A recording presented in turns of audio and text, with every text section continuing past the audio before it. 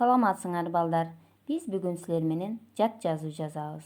Өзүңөр көрүп тургандай, жат жазуу сөздүк жат жазуу деп аталат.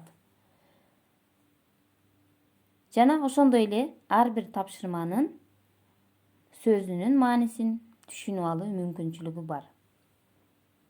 Бизде 12 тапшырма берилген.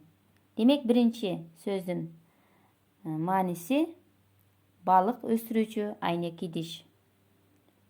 Экинчи тапшырмадагы сөздүн мааниси бөтөн тилдин тилдик дыбышын бузуп айтуу. Үчүнчү тапшырмабыздын сөз мааниси эмгек куралы же болбосо чоң керки деп аталат. Төртүнчү тапшырмадагы сөздүн мааниси аттын ээр токумун кармап туручу кайыш тасма. Бешинчи тапшырмадагы сөздүн мааниси кош тилдүүлүк. Алтынчы тапшырмадагы сөздүн мааниси жердин көлөмүн изилдөөчү илим.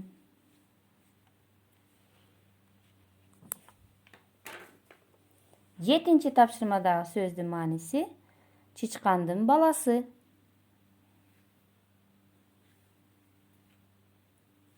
Сегизинчи тапшырмадагы сөздүн мааниси балдар бул тыккан деген сөз түшүндүрөт. Тыккан, таза деген сөз түшүндүрөт.